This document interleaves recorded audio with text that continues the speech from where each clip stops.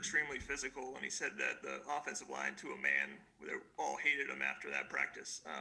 What was that practice like? I mean, what made it so physical, and is there any discussion between you and Nick in terms of how much you're going to push the offensive line and why you have to kind of be prepared for that Michigan game? No, I think it's just a matter of continuing to be physical. Try, we don't wear pads every single day of the week at practice, and so when we do wear shoulder pads and we are wearing either uppers or full pads, we just have to get.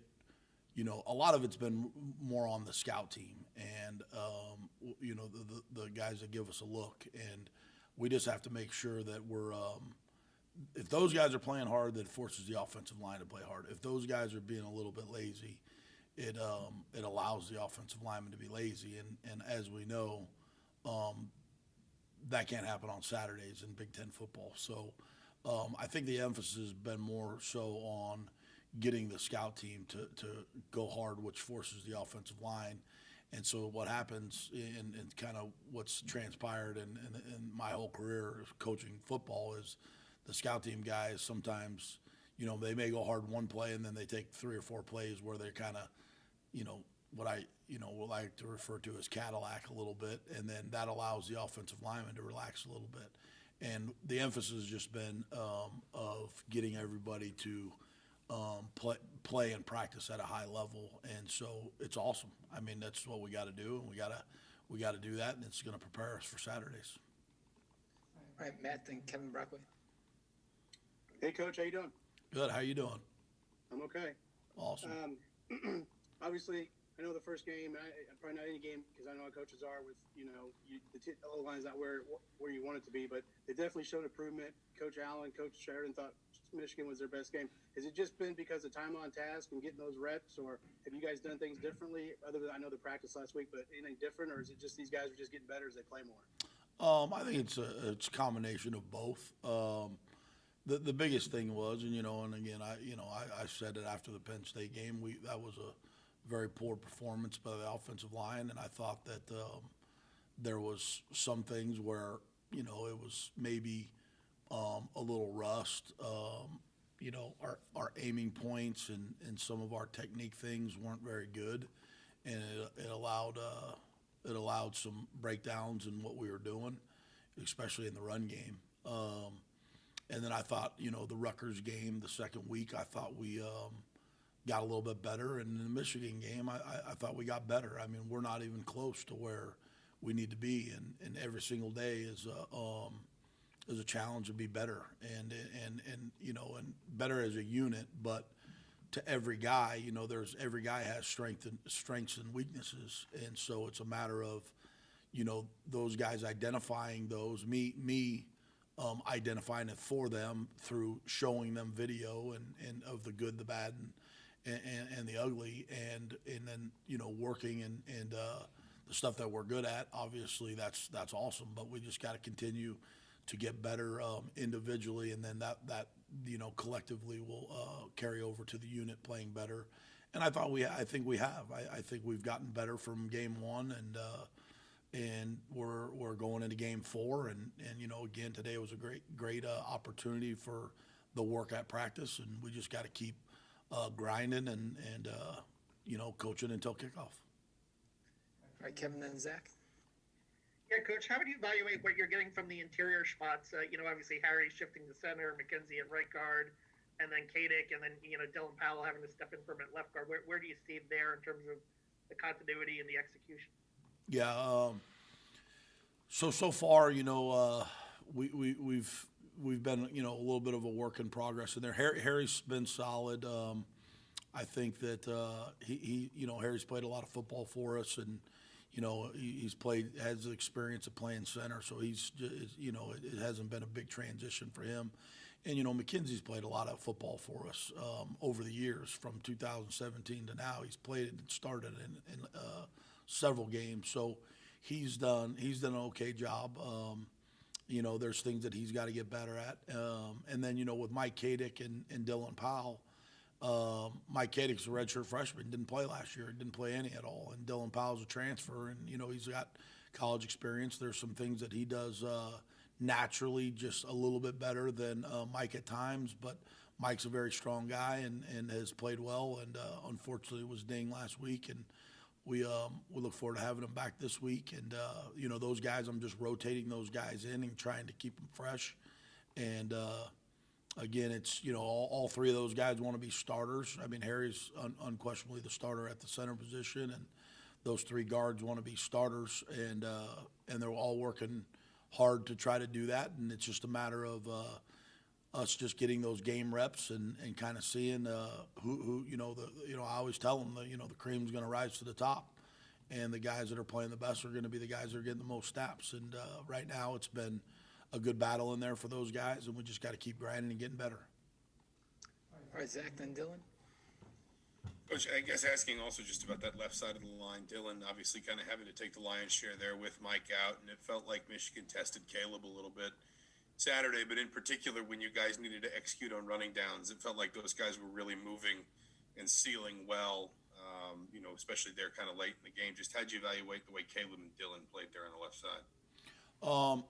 Both of those guys were pretty solid. There was some things that Dylan did footwork wise that got him in some trouble.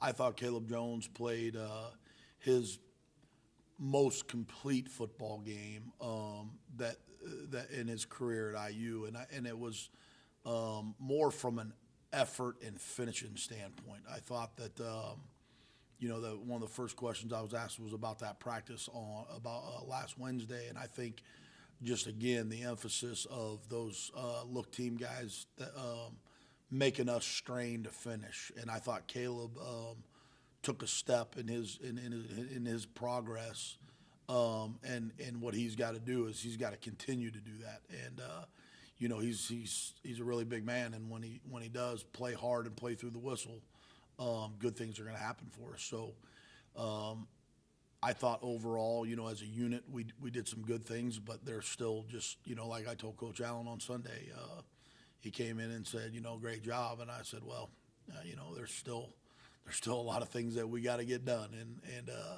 And again, we praised him and all that stuff, but it was back to work on Monday, and we just got to keep grinding. All right, Dylan, then Adam Renberg.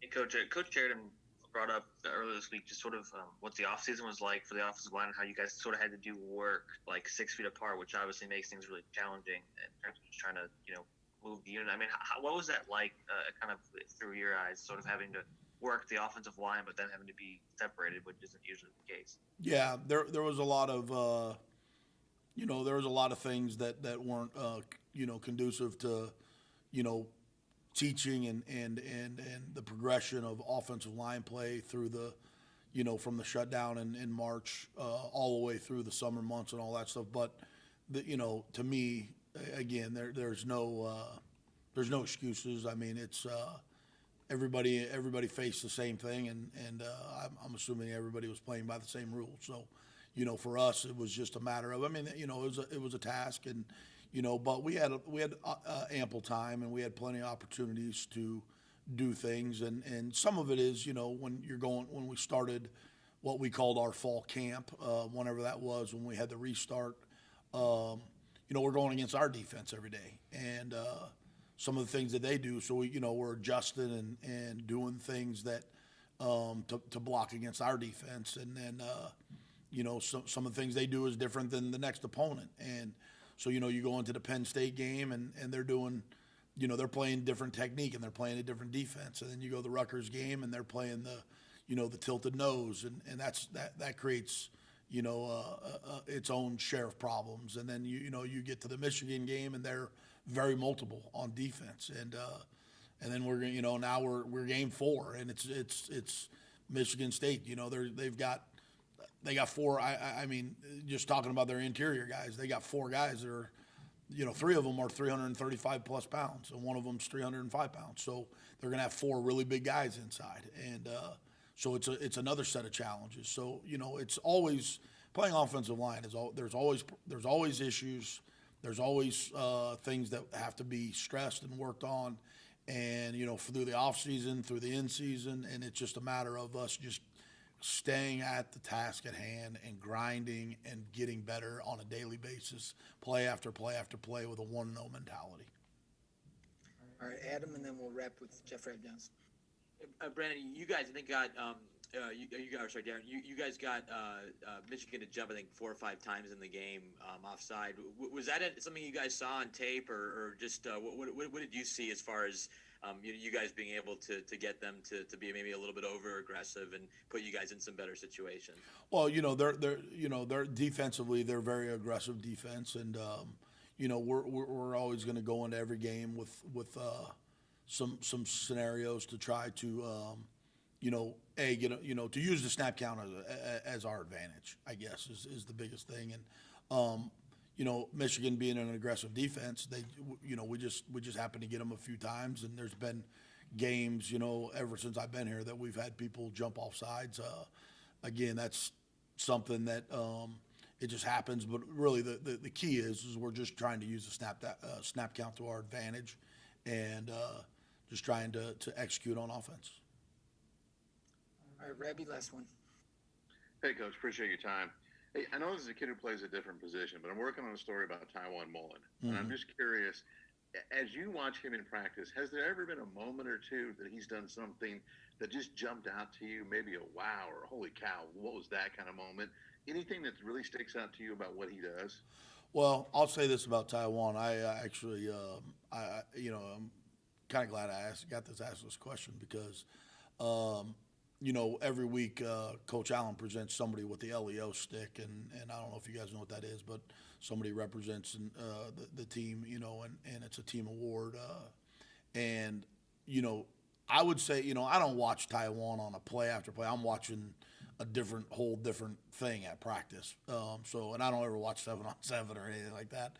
So, but what I will say about that Taiwan is that I mean, he's probably, in my opinion, if you talk about LEO and unselfishness and a team football player and all that stuff, he's one of my favorite guys on the football team because he's just he's all in. He's always I've never heard the kid say, or the young man say a negative word.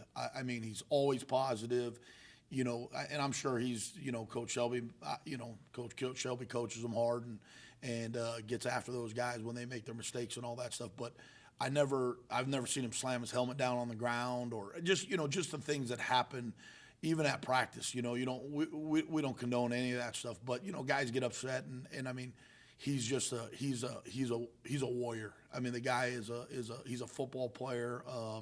He's unselfish. I mean, he's awesome. He's an awesome kid. I love him. Thanks, Coach. Yep. All right, thanks, Darren. Appreciate it. Thank you, guys. All right, guys, we'll see you tomorrow, 11:15.